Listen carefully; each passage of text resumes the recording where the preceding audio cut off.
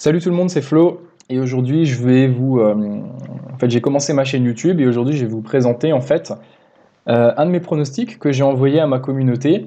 Donc je vais vous expliquer ce que j'ai joué sur ce match-là et pourquoi j'ai joué ça.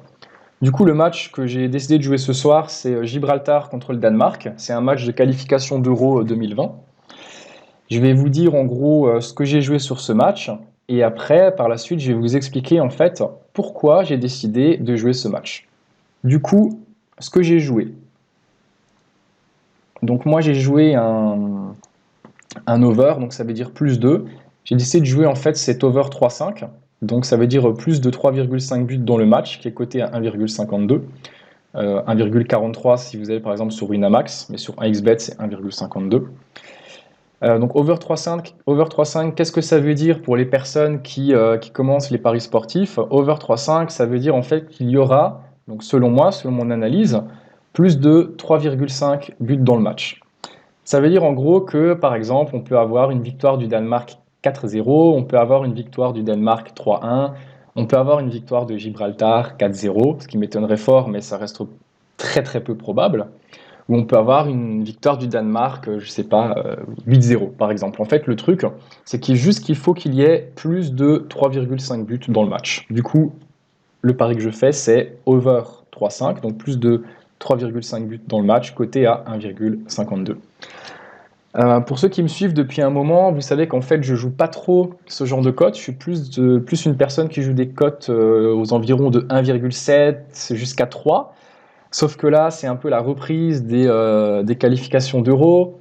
Les équipes ne sont pas à leur potentiel maximum. Et on a aussi vu ça en fait au niveau des championnats européens, par exemple avec un Barça qui patine un petit peu, qui font match nul contre Osasuna, un Real qui font aussi un match nul, Turin qui bat Atalanta à l'extérieur. On a aussi vu un Nice qui arrive à battre Rennes alors que Rennes était en forme.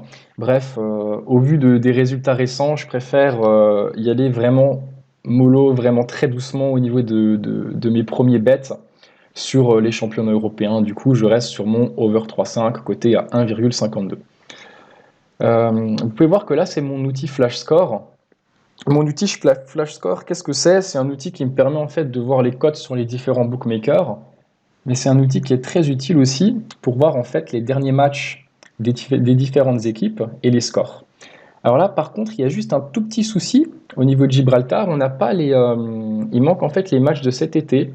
Alors pourquoi, je ne sais pas, mais Gibraltar avait joué contre la Bosnie et avait aussi joué contre l'Estonie. Voilà, ils avaient perdu en fait 6-0 contre l'Estonie et ils avaient perdu 4-0 contre la Bosnie.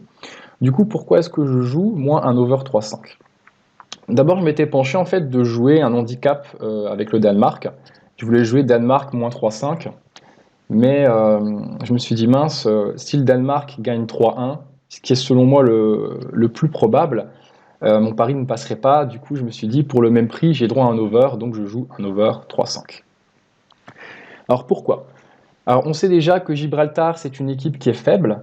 Néanmoins, récemment, on a vu que cette équipe a fait certains exploits en Ligue Europa. Ils ont réussi, euh, ils ont réussi en fait, vous voyez là, c'est la Ligue, l'Europa League en fait, ici là. On voit qu'en fait contre l'Irlande, ils ont perdu que 1-0. Et on voit qu'ici, en fait, dans un match amical, ils ont perdu 1-0 contre l'Estonie. Donc en fait, ça c'est le genre de match où on s'attend à des 5-0, 4-0, 3-0. Et on voit qu'en fait, Gibraltar, j'ai l'impression que leur défense s'est améliorée et que c'est une équipe qui, même si elle reste très très faible, s'est quand même améliorée au fil du temps. Du coup, d'où l'over et d'où ma pensée d'un 3-1. À mon avis, je pense que Gibraltar risque de mettre un but. Euh, Aussi, au niveau de Gibraltar, j'ai un ami qui avait déjà été voir un match à Gibraltar et en fait, à Gibraltar, les personnes ne sont pas trop, ils sont pas trop foot en fait. Il n'y a pas trop d'ambiance foot. Et du coup, généralement, les matchs de foot à Gibraltar, c'est un peu, enfin, les gens, on a l'impression que les gens dorment quoi. Donc, ils n'ont pas vraiment de soutien. Ils n'ont pas vraiment de soutien et du coup, je suis même assez étonné qu'ils réussissent à résister à des 1-0 par exemple face à l'Irlande ou à des 1-0 face à l'Estonie. En face de Gibraltar, on a le Danemark qui a remporté son groupe de la Ligue des Nations. Du coup, une bonne équipe. On voit aussi qu'actuellement, ils sont deuxièmes de leur groupe de qualification de l'Euro.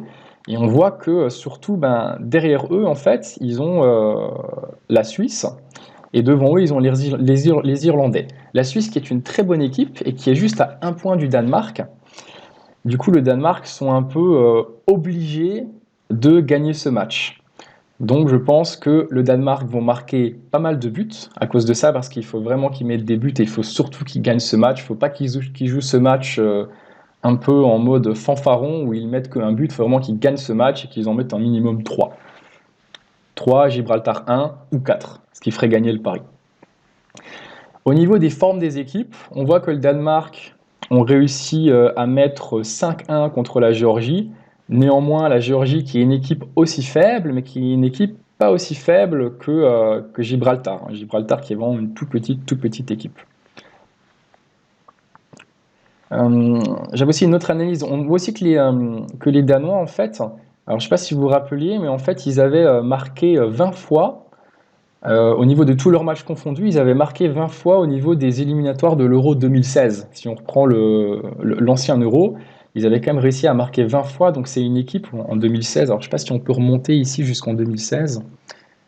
Oui, on peut remonter jusqu'en 2016. En gros, là, si vous regardez en 2016, au niveau de leur match de qualification d'Euro, ils ont quand même mis 20 buts, quoi, ce qui est beaucoup plus que la moyenne. Et je pense que cette équipe du Danemark est vraiment en forme, dû à leur 5-1 qu'ils ont mis contre la Géorgie.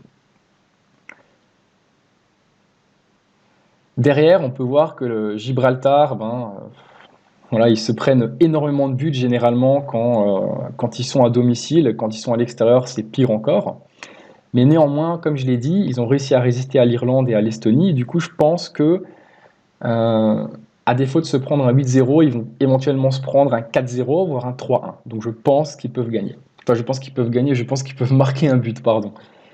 Au niveau des joueurs chez Gibraltar, perso, je ne les connais pas. Néanmoins, dans l'équipe du Danemark, je sais qu'il y a Eriksen, il y a Kjaer, il y a Kasper Schmeichel, il y a Dolberg, et il y a, comment il s'appelle celui-là, Lasse Schön. Donc vraiment des mecs qui sont très bons et qui jouent dans des bonnes équipes internationales. Donc je pense que le Danemark, au vu de la Suisse qui leur colle au cul au niveau du classement, et d'un Gibraltar vraiment très faible, néanmoins qui se sont un peu améliorés, je pense vraiment qu'il y aura énormément de buts dans ce match. Et selon moi, un over 3-5 est vraiment value.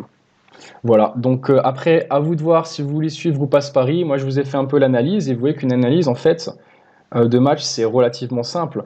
Vous avez juste à regarder la forme des équipes, ce qui est vraiment très important. Vous regardez les joueurs qu'il y a dans les équipes.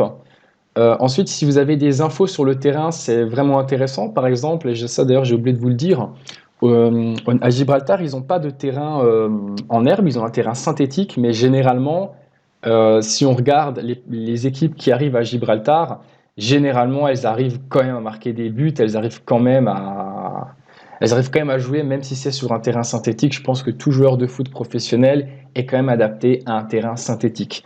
Même si un terrain sur herbe, c'est beaucoup mieux. Et ceux qui jouent au foot le savent, moi le premier. Voilà, écoutez, si vous avez aimé cette vidéo, moi je vous invite à vous abonner.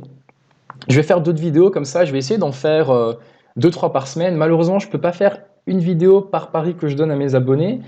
Tout simplement parce que ce serait vraiment pas cool pour eux.